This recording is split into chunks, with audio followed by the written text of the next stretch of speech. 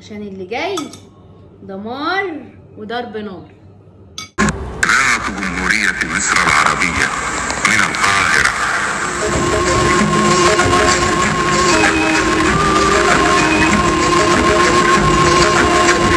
من حديقة الشعر والكلمات أقدم لكم قطرات الندى. سلامة يا حبيبي بالسلامة، بالسلامة تروح وترجع بالسلامة. إذاعة جمهورية مصر العربية من القاهرة تقدم كلمتين وبس.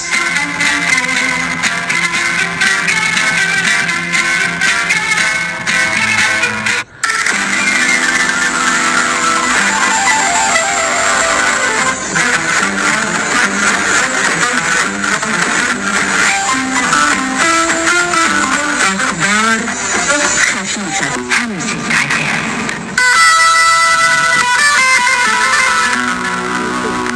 إلى ربات البيوت.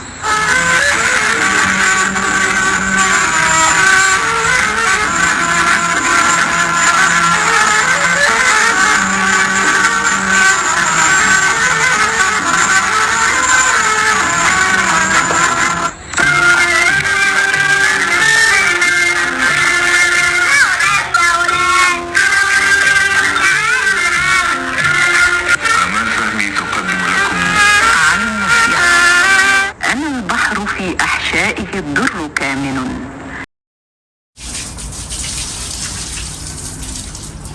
ايوه حلو. لا افتح سيبنا، افتح سيبنا، سيبنا كمان.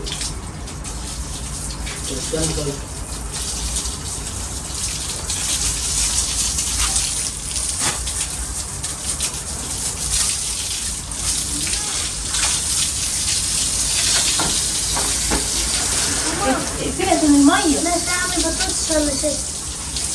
اي حاجه. اعمل بطاطس. ماشي. او شيء. انهي دي انهي دي؟ عشان ندخل البلكونه مع بعض.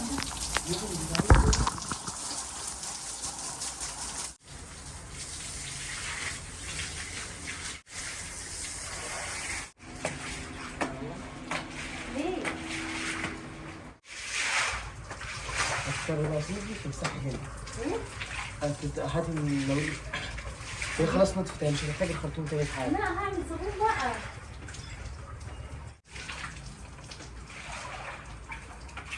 حلو على فكره يا ماما. بص ماما.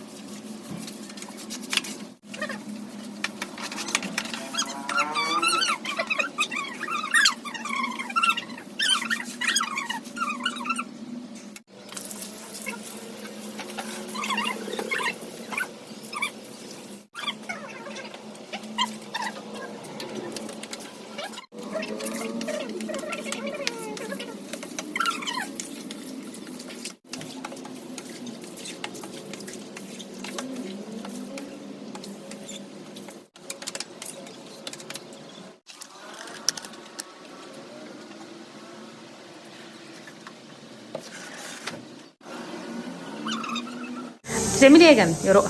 بعمل بطاطس طب انت بتفرشيها كده ليه على الرخام؟ عشان انا الشيف. انا حاطه في الحله مفاجاه. مفاجاه ما تستوي بس هوريها لكم. ريحه باين ايه بقى من الريحه؟ لحمه. لحمه. ريحتها حلوه ولا وحشه؟ حلوه بس انا مش هاكلها. ليه؟ كده كبسه؟ يعني ايه ريحتها كبسه؟ الحمد لله. ما تتكلمش يا زياد. جنة رؤى يعني بتقرف من اي حاجه بسرعه، فشمت قالت ريحتها لحمه، ورؤى برضو وجنة برضو بتقرف برضو من اي حاجه قالت ايه كبسه. فخلينا نتفاجئ ونشوف انا حاطه ايه في الحله بعد ما مالكش دعوه. بس ما تقولش هي ايه عشان انا هتفاجئ. هما هيفكوا وانا بفتحها. بس كفايه مناديل.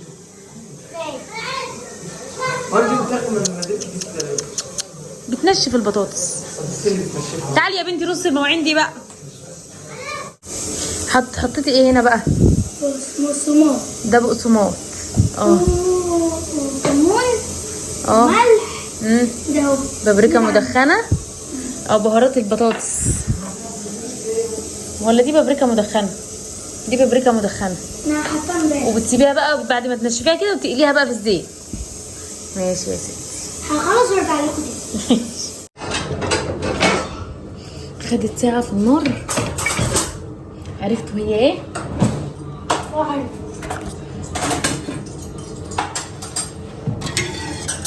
كوارع.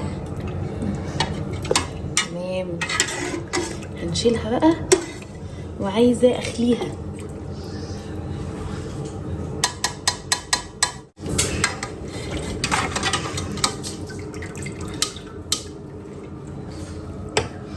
بسم الله.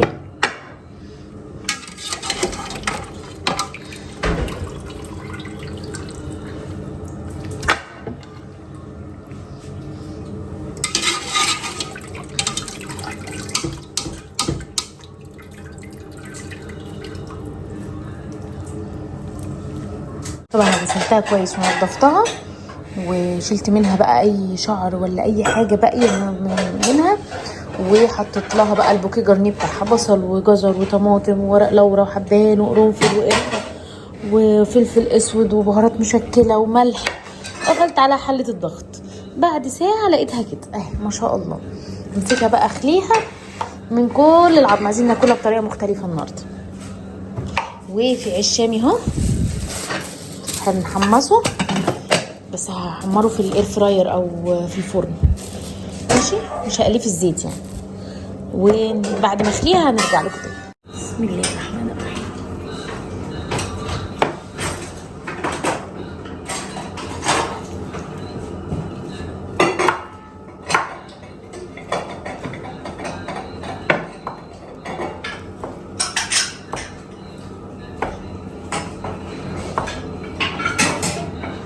عشان مستويه هتساعدني.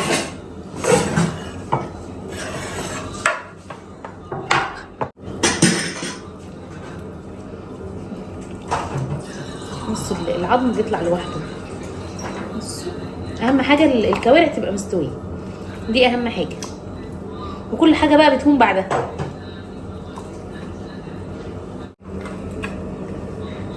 تاكل بقى بالعيش، تاكل في الرز بالمعلقه كده يعني. يبقى اللي بياكل لو عندك ضيوف مش هيتبهدلوا يعني. كلها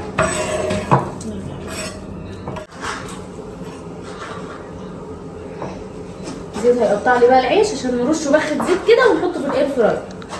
على ما انا اخلص حاجه الفتة يكون العيش لسه ما حطيتوش اللايك. حطوا اللايك يا جماعه.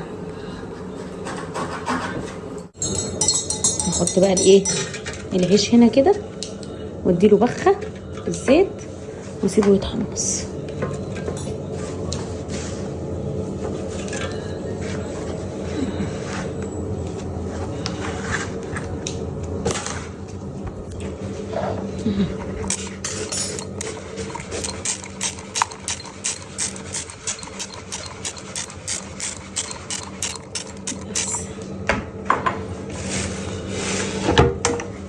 بسم الله الرحمن الرحيم. ماشي، درجة حرارة 200 20 دقيقة ونشوف. عملت شوية رز أبيض اهو. الرز الأبيض مش محتاج حاجة، شوية زيت وزبدة وشوحي، بس أنا ما بحطش زبدة بالذات اللي انا بسقيه بشوربه الكوارع، ما بحطش عليه زيت، هو شويه زيت بس وخلاص. اشوحهم وبعدين احط الشوربه بقى، لان شوربه الكوارع بتبقى دسمه اوريدي يعني. بس خلاص بصوا بقى بتبقى دسمه ازاي اهو. ما حطيتش زبده. هغطي بقى عليه واسيبه يتشرب. بعد ما يتشرب طبعا قطعت الكوارع كلها بسم الله ما شاء الله كده، هتتاكل بمعلقه، ما حدش هيبهدل ايده ولا اي حاجه. ودي اللي بيبقى جوه الايه الماسوره. اما الرز يتشرب كده شويه هحطه على وشها. برضو بحط زيت بس. انا حطيت زيت بس. احط توم. حطيت التوم اهو.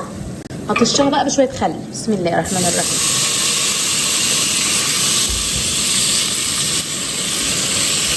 كتر الخل والثوم على المزاج. بعد ما يغلي الخل كده بعمل ايه بقى؟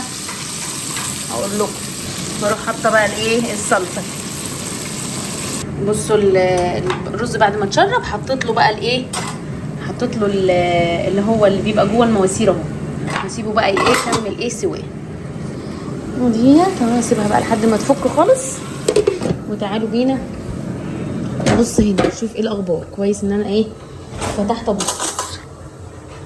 عايز يتقلب تقليبه ورشه زيت كمان.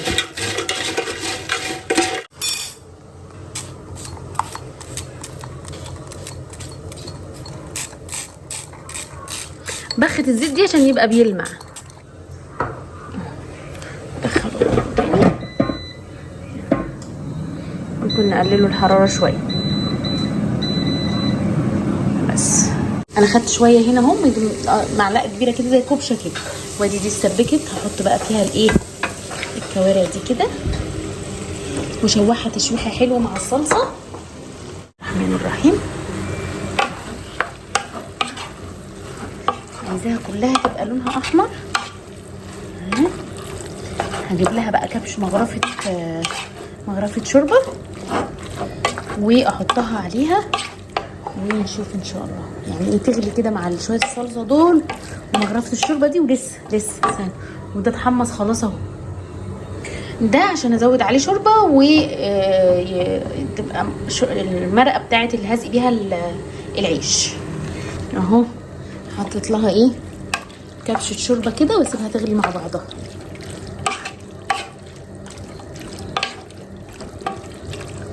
تغلي غلوه حلوه كده واظبط بقى البهارات بتاعتها والملح بتاعها واظبطها كده. فاكروا ان انا وانا بطبخ كنت بعمل ايه؟ كنت قاعده ساكته؟ لا، غسلت كل المواعين دي. غسلت ازازه الزيت وازازه الخل اللي هم بتوع البوتاجاز دول، غسلتهم. والبرطمان ده كان فيه مخلل وفضي. ودي اسعد النهايات بقى بالنسبه لي. دي كده بالنسبه لي اسعد النهايات لما بغسل الحوض. صح ولا ايه؟ نضفت الرخامه حواليها اهيت. فاضل بس ايه المواعين دي تتصفى ونرصها على طول. هشطب بس الحوض ويبقى تمام كده. يبقى احنا كده ايه نقعد نتغدى ونفسيتك مرتاحه.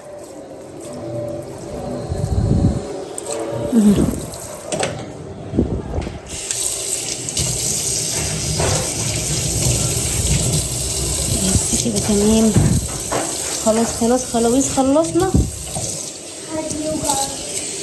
ايوه زي الفل. حطوا بقى لايك للنظافه الحلوه دي. وادي هنا اهو. شايفين الجمال؟ عدى الكلام. الكوارع عملت اتشربت اهي. غليتها شويه حلوين مع الصلصه. هعمل فيها ايه هقول لكم حالا. طفي عليها وهقول لكم هعمل فيها ايه دلوقتي. حطوا بس اللايك واستنوا. بصوا بقى همسك بقى دي كده. اللهم صل على النبي اهو. احطها في الصينيه دي كده. خلي دي انا عايزاها كده. هشغل لها بقى الفرن تطشتش كده وتنشف. انا عايزاها ناشفه. تعالوا بينا على الفرن على طول. بسم الله الرحمن الرحيم. بس ولع لها بقى الفرن. بس ولعت الفرن اهو. هسيبها بقى تنشف. هرجع بقى شويه الصلصه دي هنا كده. صحيح هعمل فيها ايه بقى؟ هزود عليها، هولع النار وازود عليها المرقه اللي انا هسقي بيها الايه العيش. اتشرب خالص وبقى زي الفل اهو. واستوى وطفيت عليه كمان.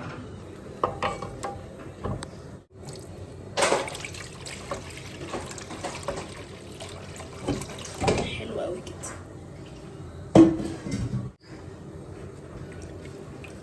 اظبط ملحها بقى واسيبها تغلي. واكون جهزت الايه الطبق وحطيت العيش في الطبق اللي هسقي فيه العيش. خلصنا الغدا بتاعنا النهارده. عاملينه بمزاج. في واحده في التعليقات سالتني على الطقم ده جايباه منين. ابو زياد كان جايبه لي هديه عيد ميلادي، هديه عيد الام، بس كان طالبه اونلاين. منين معرفش، بس انا يعني ايه بعمله كانتيكه كده، مش بخرط عليه ولا بقطع عليه ولا بعمل عليه اي حاجه. انا بس بحط عليه، بعمله كتوستر، بعملاه ديكور كده يعني. ادي الشوربه الفته، الشوربه اللي بالفته والثوم. بزق العيش وهو سخن، والشوربه تكون سخنه بتغلي. اوكي، هي بقى هتشرب كده الميه. في صوت حلو عامل كده. سيبها بقى تشرب العيش كده براحتها، الميه تشرب المرقه بتاعتها على ما بتاعتنا اللي في الفرن تطلع. ده بقى ايه، شويه الرز الابيض الجمال اللي معمولين على المزاج ومحطوط عليهم اللي على الوش ده اللي بيبقى جوه الماسوره. الكرسي ده كنت هنسى، كنت هغرف الرز الاول. لا بغرف الايه، بغرف كده ايه العيش. لو ان احنا الديكوريشن بتاعنا هيبقى مختلف خالص.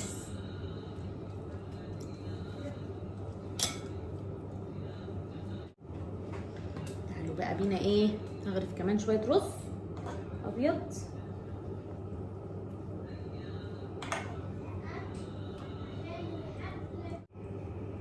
انا عامله الرز الابيض بزيت بس عشان بسقيه بشوربه الكوارع، فبيبقى اوريدي سمين، فعشان ما ازودش ما يبقاش سمين قوي يعني ما بحطلوش سمنه ولا حاجه.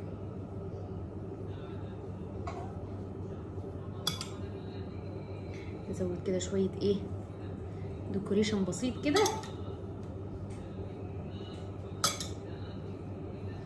عشان اللي جاي دمار وضرب نار. استنى ده كده مخلص. بصوا الجمال اهو، اصبروا بقى. بصوا ما شاء الله صينيه الكوارع وحطيتها بعد ما عملتها، حطيتها في الفرن تاخد ايه ريحه الفرن كده وتبقى ناشفه سنه. حط بقى شايفين بسم الله ما شاء الله.